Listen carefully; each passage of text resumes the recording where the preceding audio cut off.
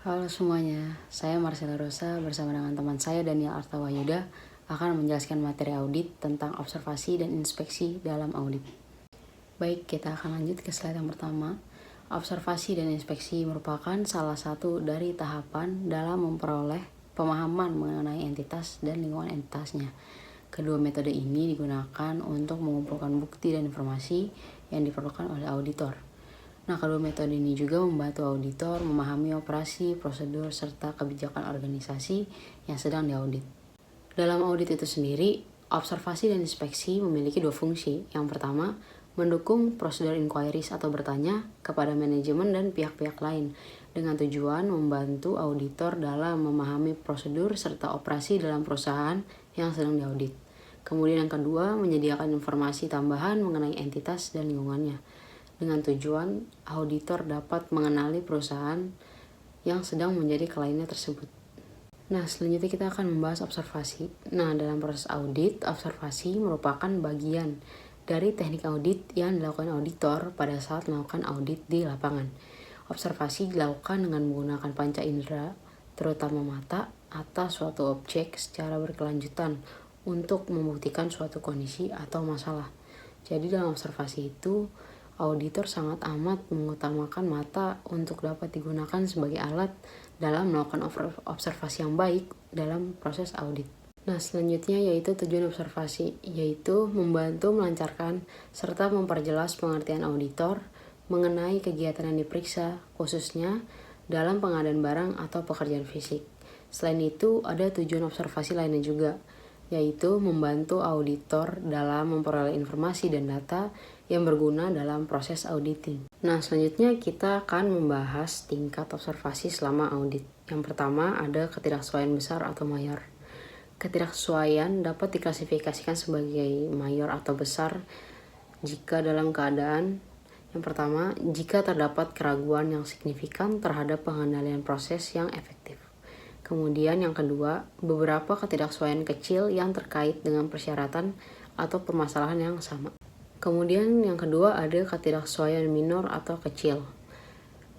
Ketidaksesuaian bisa diklasifikasikan sebagai ketidaksesuaian minor atau kecil ketika ketidaksesuaian yang tidak mempengaruhi kemampuan sistem manajemen untuk mencapai hasil yang diharapkan. Kemudian yang terakhir yaitu pengamatan atau peluang perbaikan. Nah, yang terakhir pentingnya observasi dalam audit.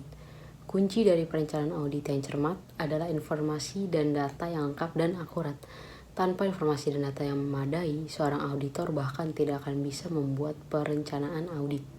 Untuk itu, seorang auditor perlu menghimpun data dan informasi yang cukup sebelum membuat perencanaan audit.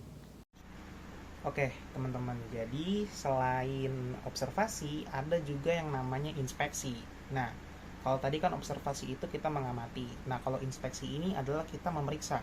Memeriksa apa? Memeriksa dokumen, gitu. Jadi sederhananya inspeksi ini itu adalah cara auditor dalam menilai risiko secara dini. Dengan cara apa? Dengan cara memeriksa dokumen-dokumen bisnis. Seperti apa? Misalkan kontrak bisnis, faktur, dan catatan keuangan lainnya, serta juga pemeriksaan fisik untuk memverifikasi keberadaan, keadaan, atau kelayakan suatu aset atau informasi. Jadi inspeksi ini masih bagian dalam prosedur pemahaman entitas yang juga termasuk dalam proses penilaian risiko yang sangat penting bagi auditor. Tujuannya apa? Tujuannya adalah untuk memastikan bahwa dokumen atau aset yang diinspeksi sesuai dengan standar atau persyaratan yang berlaku. Nah, inspeksi juga membantu auditor mengidentifikasi potensi risiko atau ketidaksesuaian. Jadi misalkan suatu perusahaan yang akan diaudit oleh auditor memiliki sebuah dokumen bisnis, di mana dokumen ini misalkan berisi data kepemilikan aset berupa kendaraan atau bangunan. Misalkan perusahaan di dalam dokumen tersebut memiliki kendaraan senilai sekian, dan auditor melakukan inspeksi atau pemeriksaan apakah benar bahwa perusahaan tersebut memiliki kendaraan yang dimaksud dalam dokumen itu.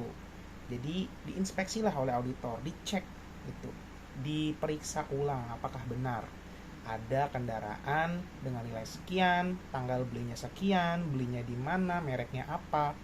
Apabila tidak ada saat diinspeksi, auditor bisa menilai bahwa ini merupakan terdapat indikasi kecurangan atau potensi risiko atau ketidaksesuaiannya tuh naik gitu ya. Jadi itu bisa jadi patokan oleh auditor juga dalam memberi opini. Nah, apa saja sih contoh aktivitas dalam inspeksi? Ada dua sebenarnya. Yang pertama tentu saja pemeriksaan dokumen seperti kontrak bisnis, faktur, catatan keuangan, lalu kebijakan akuntansi, lalu misalkan kayak regulasi perusahaan, SOP perusahaan dan lain sebagainya, dokumen-dokumen yang terkait dengan bisnis. Yang kedua, bisa saja pemeriksaan fisik barang seperti pemeriksaan fisik barang persediaan, pemeriksaan fisik aset, pemeriksaan fisik bangunan, ya, atau fasilitas yang lain. Jadi seperti itu contohnya. Nah, lalu ada beberapa pertimbangan nih dalam menginspeksi dokumen oleh auditor. Jadi yang pertama itu auditor bisa mempertimbangkan untuk menginspeksi dokumen seperti rencana bisnis strategi dan proposal bisnis perusahaannya. Ini untuk melihat apakah bahwa bisnis perusahaan tersebut berjalan sesuai dengan proposal awalnya atau tidak, berjalan sesuai dengan strategi yang dibuat atau tidak. Jadi ini bisa menjadi salah satu bahan penilaian oleh auditor. Yang kedua, ada kajian industri dan laporan median mengenai entitas. Jadi kajian industri ini berkaitan dengan auditor menilai apakah perusahaan yang sedang diaudit itu industrinya sesuai atau tidak, seperti itu. Nah, yang ketiga ada kontrak dan komitmen besar. Nah, apabila perusahaan-perusahaan besar yang sedang diaudit oleh auditor, itu auditor perlu melihat apakah ada kontrak atau komitmen yang terkait dengan perusahaan yang akan diaudit. Itu juga akan menjadi tambahan informasi bagi auditor.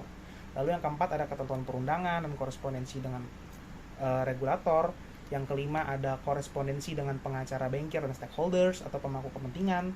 Yang keenam ada auditor juga perlu memeriksa kebijakan dan catatan akuntansinya, menggunakan standar apa, menggunakan pedoman yang mana, PSAK berapa, auditor juga perlu menilai itu. Lalu ada juga buku pedoman pengendalian internal, lalu ada juga dokumen pendukung lain yang penting. Jadi seperti itu. Baik, terima kasih presentasi dari saya dan Marcella. Apabila ada kekurangan, kami mohon maaf. Semoga ilmu yang dibagikan bermanfaat bagi kita semua. Terima kasih.